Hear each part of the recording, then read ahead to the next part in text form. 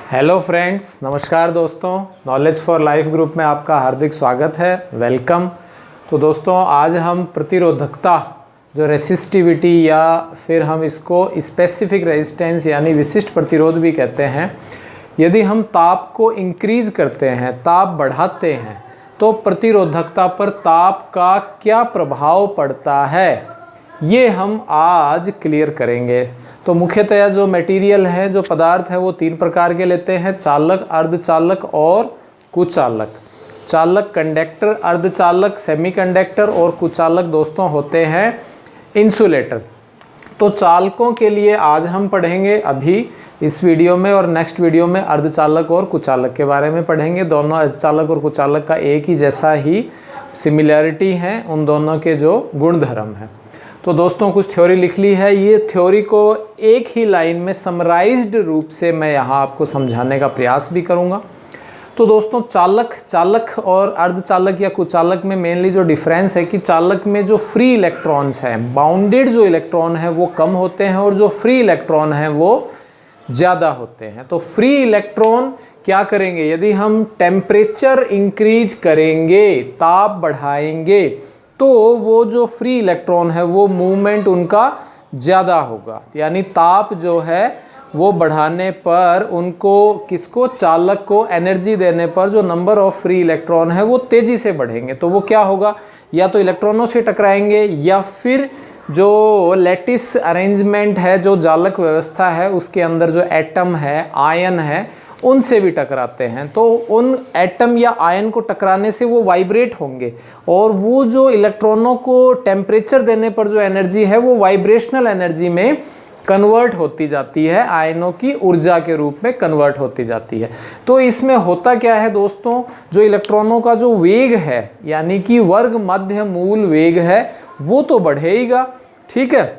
साथ ही साथ जो टकराने का समय है वो घट जाता है, कंडक्टिविटी है, चालकता है, वो भी घट जाएगी और प्रतिरोधकता है वो बढ़ जाएगी। यानी सिंपल सी बात यह है कि चालकों को ताप बढ़ाने पर प्रतिरोधकता जो है वो क्या हो जाती है दोस्तों?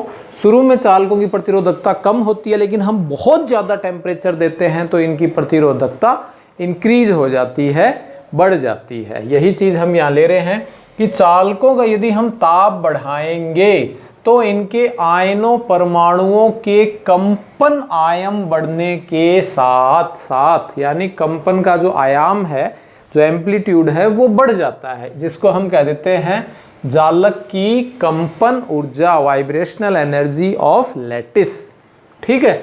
तो चालकों का ताप बढ़ाएंगे तो आयन या परमाणु जो हैं उसके अंदर उनके कंपन आयाम बढ़ने के साथ साथ, क्यों बढ़ेंगे? क्योंकि मुक्त इलेक्ट्रॉनों का जो VRMS है, एनर्जी देंगे तो इलेक्ट्रॉन ये तो बढ़ेगा, चालक एनर्जी कंपन करेंगे।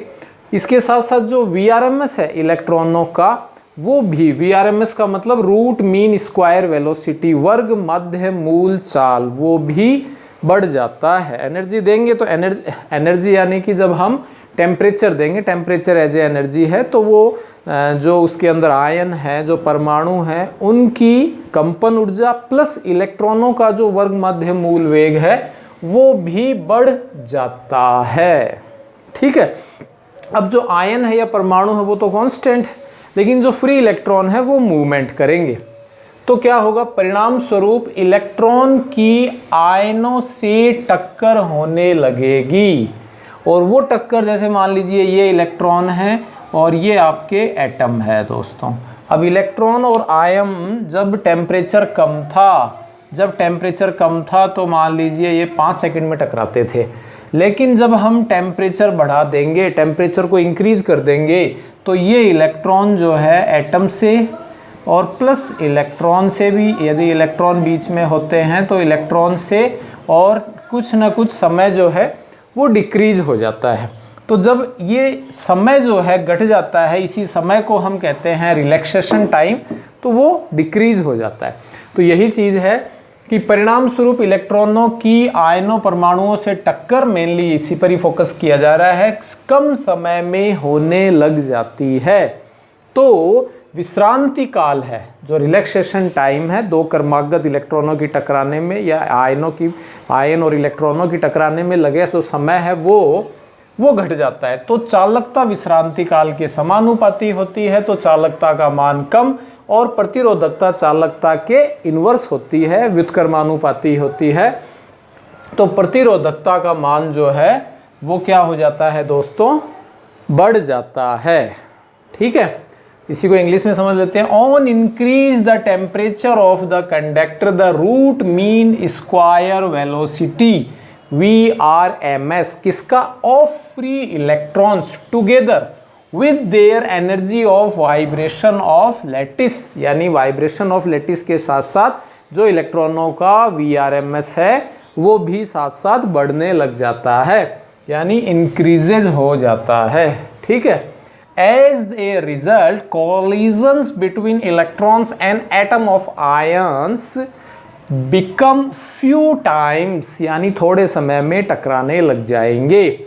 so relaxation time, average time between, जिसको हम टाउ कह देते हैं या टाउ भी कह देते हैं, between the two successive collision, the average time tau between the two collision वो क्या हो जाएगा दोस्तों, डिक्रीजेज होने लग जाएगा। Thus conductivity decreases and conductivity inversely to the resistivity.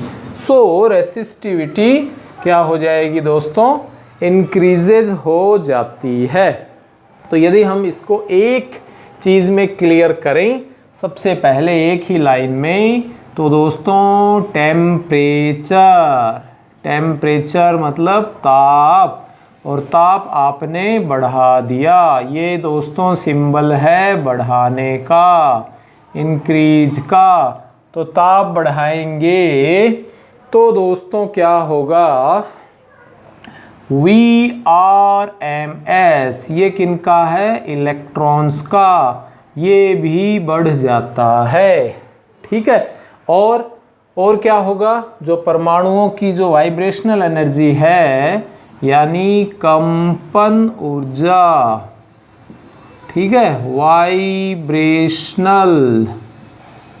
Vibrational energy of किनकी है दोस्तों, परमाणुओं की। परमाणु नाम अजीब सा लगता है तो हम आयनों की कह सकते हैं, आयनों की।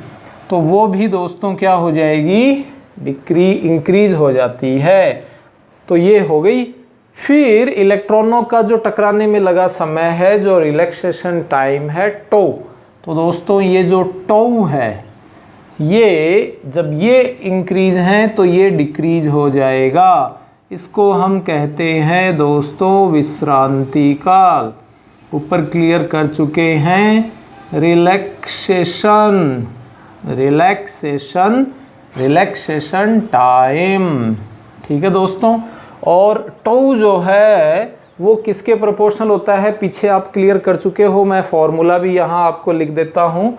जैसे ये होता है rho equals to m upon n e square टो, और ये रो जो है ये सिग्मा के व्युत्क्रमानुपाती होता है। ये फॉर्मूला पीछे आप पढ़ चुके हो।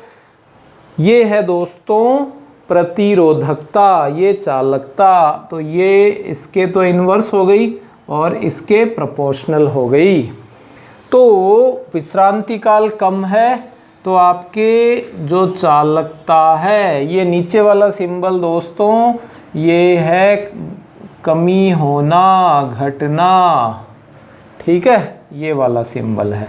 तो जो चालकता है, चालकता दोस्तों क्या होती है, कंडक्टिविटी, वो घट जाती है। और इसके इन्वर्स होता है आपके प्रतिरोधकता, रेसिस्टिविटी। और रेसिस्टिविटी क्या हो जाएगी दोस्तों, बढ़ जाएगी रेसिस्टिविटी। तो इस तरह से एक लाइन में ये इसकी नोटा बिना है, यानी शॉर्ट नोट है। ठीक है, इसको हम यूं बना सकते हैं। तो ये आप ध्यान रखें, ये आपके जो ऊपर हमने लिखा है उसको समराइज, तो कोई भी थ्योरी होती है इस तरह से आप उसको एक लाइन में या कुछ ना कुछ शॉर्ट नोट रूप में आप बना सकते हो। तो पॉज करके लिखिए, इसमें थोड़ा सा मैथमेटिकल है वो हम और लिखते हैं, तो लिखिए। हाँ तो दोस्तों अब हम थोड़ा सा इसको मैथमेटिकली भी समझ लेते हैं। मान लीजिए ये कोई ज़्यादा ज़रूरी है नहीं वैसे ही, कि 0 डिग्री सेंटीग्रेड ताप पर ऑन टेम्परेचर प्रतिरोधकता वो प्रतिरोधकता क्या है, वो मान लीजिए दोस्तों रो 0 है, ठीक है। और T डिग्री सेंटीग्रेड ताप पर जो प्रतिरोधकता है दोस्तों, इसकी इंग्लिश इजीली लिख सकते हो, कोई दिक्कत नहीं है, इंग्लिश में लिख देता तो हिंदी में, ठीक है। The resistivity on 0 degree centigrade temperature rho 0 and the resistivity of T degree centigrade, ये हो जाएगी दोस्तों रो T, ठीक है। तो दोस्तों इसका डायरेक्ट सा फॉर्मूला है वो आप याद रखें, रो T इक्वस टू होता है रो नॉट या रो जीरो अजीब सा लगता है तो रो नॉट, और 1 plus alpha into delta T ये आ जाएगा। ये इक्वेशन आपके 3 है, यही मेनली इक्वेशन है। ये तो इक्वेशन कोई बनती नहीं है, वैसे ही हमने लिख लिया है थोड़ा समझने के लिए, ठीक है। तो ये आई कैसे दोस्तों, यदि थोड़ा सा मैं इसको समझाना चाहूँ तो आप समझ सकते हो, जिससे आपको थोड़ा सा ये इजी रहेगा। अदरवाइज़ ये आपको दिखाई दे रही है थोड़ा सा, इसमें हम ऐसे करते हैं कि लिखें या फिर ठीक है, आई थिंक ये आपको क्लियर हो जाएगा।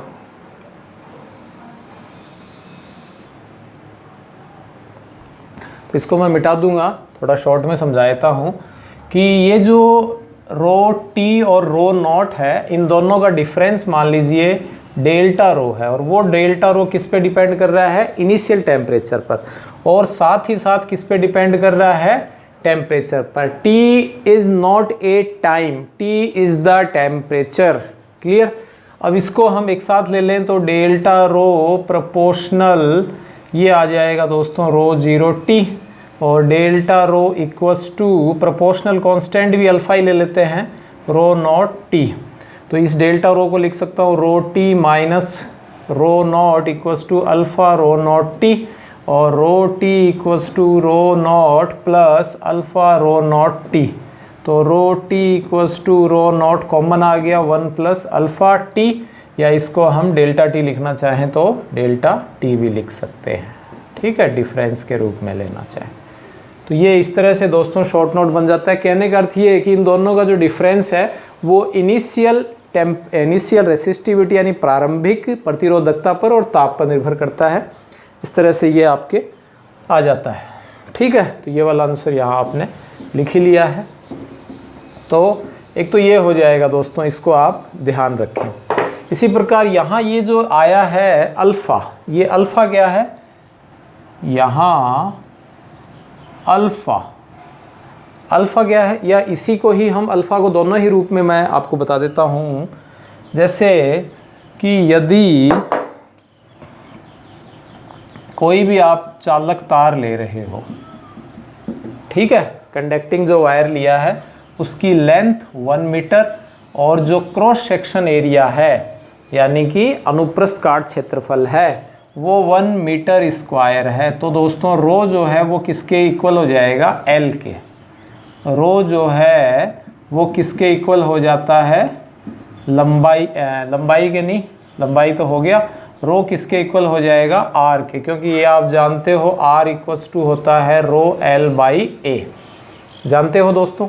तब ये फॉर्मूला हालांकि बहुत जगह है, लंबाई में लेंथ में भी चेंज करते हैं 11th के अंदर, क्रॉस सेक्शन एरिया यानी एरिया में भी चेंज करते हैं, वॉल्यूम में भी चेंज करते हैं, कोई रेडियस है उसमें भी चेंज करते हैं, कोई डायमीटर है उसमें भी चेंज करते हैं, यानी त्रिज्या में भी चेंज करते हैं, व्यास में भी चेंज करते हैं।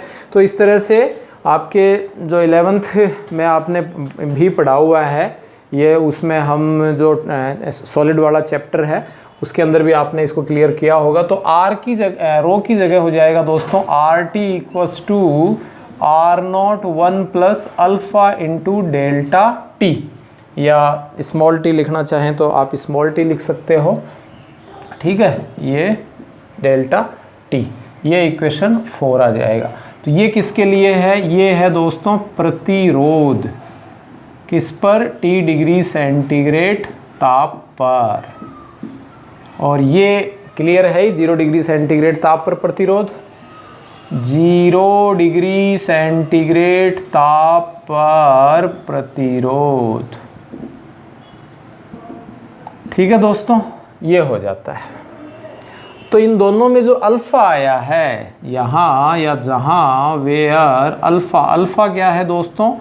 प्रतिरोधकता या प्रतिरोध, प्रतिरोधकता ताप गुणांक, resistivity temperature coefficient, resistivity coefficient temperature. तो अल्फ़ा इक्वल्स टू क्या हो जाएगा दोस्तों? यहाँ देखिए, इस आर नॉट या ये रो नॉट है, ये तो पहले इसको मल्टीप्लाई कर लीजिए, ठीक है, मल्टीप्लाई कर लेंगे तो यहाँ भी रो नॉट आ जाएगा, यहाँ भी रो नॉट आ जाएगा, और फिर ये इधर चला जाएगा, तो rho T minus rho not upon, ठीक है, इस तरह से आ जाएगा, ये इधर चला ही गया, और ये आ जाएगा रो नॉट और into delta T, into delta T, ये इसका फॉर्मूला बन जाता है। तो इसकी जो यूनिट है दोस्तों वो क्या हो जाएगी? तो ये रो टी में से, यानी रो में से रो माइनस करेंगे तो कुछ ना कुछ रो ही आएगा, रो से रो कैंसिल आ गया, यानी पर यूनिट डिग्री सेंटीग्रेड, या डिग्री है दोस्तों, ये degree centigrade, degree Celsius inverse, degree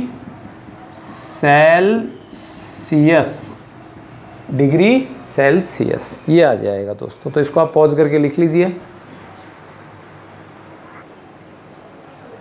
हाँ तो दोस्तों ये प्रतिरोधकता ताप गुणांक है, ठीक है, इसकी वैल्यू अलग अलग होती हैं, एक पूरी टेबल होती है, और कभी कोई आप यदि न्यूमेरिकल करते हैं तो उसमें वैल्यू आपको दी हुई मिल जाएगी।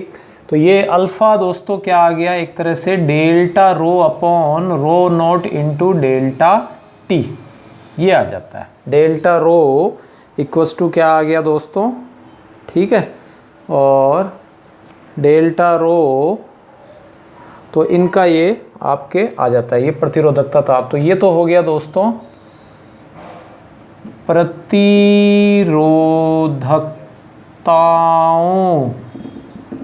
का अंतर, और ये है दोस्तों प्रारंभिक प्रतिरोधकता, और इनटू में आ जाएगा तापांतर, यूँ भी आप चाहें तो इसको लिख सकते हो, ठीक है। तो और दोस्तों ये एक दो इसमें ग्राफ हैं, ये तो थोड़ा सा अरेखीय वक्र है, अरेखीय वक्र, ठीक है, नॉन लीनियर, यानी कर्व्ड आपके ग्राफ हो जाएगा। कब? लो टेम्परेचर पर, एट लो टेम्परेचर। तो इसमें दोस्तों यूँ इस तरह से यदि हम ओम के नियम की पालन करते हैं तो उसमें एक सीधा सीधा ग्राफ आता है, इसमें थोड़ा सा अरेखीय वक्र आ जाता है। और यहाँ दोस्तों ये एक पॉइंट के ऊपर, पर्टिकुलर पॉइंट के बाद में यहाँ ये रो नॉट है, यहाँ ये रो टी है, उसके बाद सीधी रेखा जाती है at high temperature, at high temperature. तो आई होप दोस्तों ये क्लियर हो गया होगा कंडक्टर चालकों के लिए प्रतिरोधकता पर ताप का प्रभाव। अर्धचालक और कुचालक का हम नेक्स्ट वीडियो में क्लियर कर लेंगे। पहली बार आए हैं तो शेयर करें, सब्सक्राइब करें, बेल आइकन को दबाएं नोटिफिकेशन के लिए। Thanks for watching.